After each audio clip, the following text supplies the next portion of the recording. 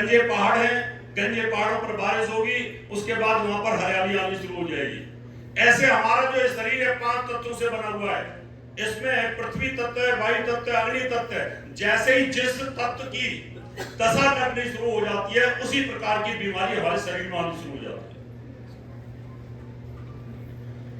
अभी मैं मेषी लगन पर हूं, मैंने दूसरे भाव तक की जानकारी दी है।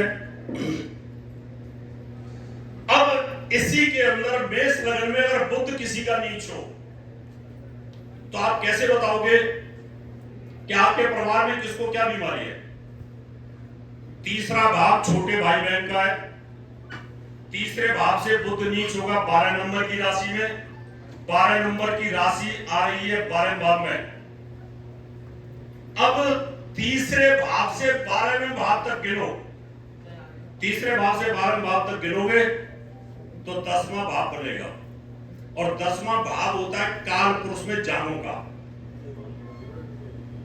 आप ये पूछोगे कि भाई तुम्हारे छोटे भाई बहने की कोई किसी की जांघ में चोट लगी, जांघ में तकलीफ है, एक जांघ पतली एक छोटी है, या एक टांग ही नहीं है, टांग कट गई है या काट दी गई है, वो हैरान हो जाएगा। क्या ज्योतिषी है, कमाल का ज्योतिषी है। अगर नहीं कटी है और आने वाले समय पर काटने वाले ग्रह मंगल केतु जैसे ग्रहों का प्रभाव अगर आता है, तो आप ये कह सकते हो कटने वाला। इस पीरियड में ध्यान रखना कि चोट और दुर्घटना से ये स्थिति बन सकती है। यह है ज्योतिष। चौथे भाव का स्वामी चंद्रमा है, और चंद्रमा अगर नीच का हो तो नीच का चंद्रमा अष्टम भाव में चला जाएगा। अष्टम भाव चौथे से काल पुरुष का 5वां है। तो आप पूछोगे तुम्हारी मां को पेट की तकलीफ है? बोला हाँ मेरी मां को पेट की तकलीफ है। और तुमको मानसिक प्रॉब्लम है, तुम्हें टेंशन है बहुत ज्यादा? बोला हाँ जी मुझे बहुत ज्यादा टेंशन भी रहती है और मानसिक तकलीफ भी रहती है। क्यों कि चौथे भाव से 5वें भाव के अंदर, चौथा भाव मां का है, उसको लगन बनाया, उससे काल पुरुष के 5वें भाव पे जाके चंद्रमा नीच हुआ। ये वो सूत्र हैं जिनको कुंडली मिलाते वक्त आप इनको यूज कर सकते हैं। आप किसी लड़के को चाहते हो, या आप अपने लिए, अपने बच्चों के लिए, बेटे के लिए कोई लड़की देख रहे हो, या बेटी के लिए लड़का देख रहे हो, और उस समय आपको लगा कि मेष लगन में सप्तमेश नीच है, तो आप सीधा सीधा बोल दो कि इसकी शादी के बाद, जिस दिन से शादी होगी, बच्चा पैदा होगा। बच्चा पैदा होने के बाद इसका जो पति है वो पैरों की बीमारी से पीड़ित होना शुरू हो जाएगा, या इस लड़के से शादी करेगी तो इसकी पत्नी जो है पैरों से बीमारी से पीड़ित होनी शुरू हो जाएगी। पंचम भाव संतान का है। संतान भाव से सूर्य नीच होगा, संतान भाव से नीच होगा वो सप्तम भाव में, यानी वहां से तीसरे, और काल पुरुष में तीसरा ये भाव होता है गले का। अब सूर्य नीच हुआ, सूर्य पाप प्रभाव में हुआ, तो आप ये कह सकते हैं कि ये जो लड़की है ना, इससे तुम शादी कर रहे हो, इसके जो संतान होगी, वो जो संतान है वो गले और छाती से पीड़ित रहेगी, अस्थमैटिक प्रॉब्लम बनी रहेगी, या थायराइड जैसी बीमारियां बनी रहेंगी। इसको, इससे बेटर है इससे मत करो। फिर भी अगर नहीं मानते हो तो ये बीमारियां उस बच्चे के जीन्स में आनी शुरू हो जाएंगी। मैंने कहा ना कि बीमारी गर्भ के अंदर जेनेटिक भी शुरू होती है, और जिस लड़की का अगर सूर्य नीच का है, उसके संतान को गले छाती से संबंधित तकलीफ होगी, अस्थमैटिक प्रॉब्लम रहेगी, वो बच्चा कहीं ना कहीं नजला, जुकाम, खांसी, कोल्ड, कफ और टीबी की बीमारी का शिकार रहेगा। ऐसे हमारे ऋषि मुनियों के पास बड़ा ज्ञान था, बहुत गहरा ज्ञान था उन लोगों के पास।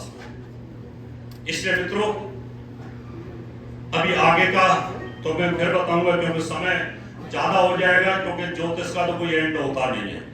इसमें तो जितना मर्जी बोलते रहो, अभी बहुत सारे विद्वानों को सुनना भी है, लेकिन लास्ट ये बीमारियां होंगी कब? बीमारियां होंगी कब?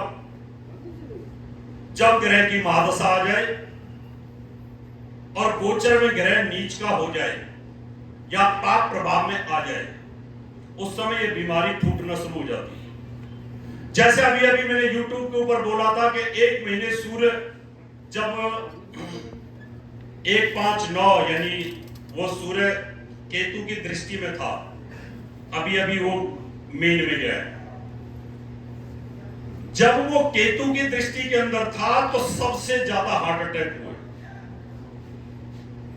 केतु की सीधी दृष्टि सूर्य के ऊपर 1 महीने रही और 1 महीने में मैक्सिमम हार्ट अटैक हुए पूरे वर्ल्ड के अंदर। एक रिकॉर्ड है वो। तो आप देखो यंग बच्चों को हार्ट अटैक हुए और ये प्री प्रेडिक्टेड था।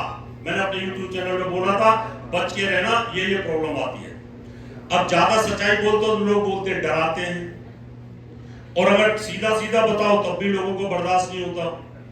इसलिए जब ग्रह की महादशा चले और उस महादशा के अंदर महादशा का स्वामी या अंतरदशा का स्वामी गोचर के अंदर भी कमजोर स्थिति में अगर आ जाए तो आप आराम से बोल सकते हो कि ये दशा, इस अंतरदशा और गोचर के अंदर आपको पेट की प्रॉब्लम, आपको हार्ट की प्रॉब्लम, आपको ब्लड के अंदर इन्फेक्शन, आपको कहने के ब्रेन क्लॉट, कुछ ना कुछ होने के योग बनते हैं।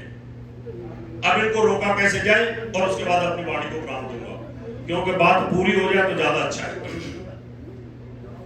जब ऊपर से किरणें आती हैं और हार्ट को डैमेज कर रही हैं, तो उन किरणों को रोकने का उपाय होना चाहिए। और किरणें जब रुकती हैं तो तब रुकेंगी जब आपकी ऑरा चारों तरफ से स्ट्रॉन्ग कर दी जाए।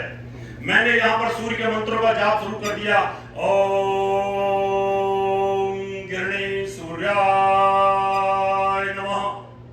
मेरी वाइब्रेशंस, साउंड वेव्स, चारों तरफ मेरे वेव्स अगर आ जाएगी तो ऊपर से आने वाली जो वेव्स हैं वो कट जाएंगी।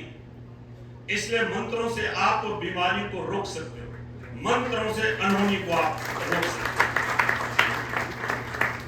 और जो बुरा ग्रह क्लब होता है, जो बुरा ग्रह हमारे साथ आता है, जो हमें तकलीफ देता है, उसका दान करिए। अपनी जो ऑरा है उस ऑरा से उसको बाहर निकालने की कोशिश करिए। जितना हो सकता है दान करेंगे, उससे संबंधित करण की थेरेपी का दान करेंगे तो आपको निश्चित तौर पर लाभ मिलेगा। आपने बड़े प्यार के साथ सुना, बहुत बहुत आपको धन्यवाद।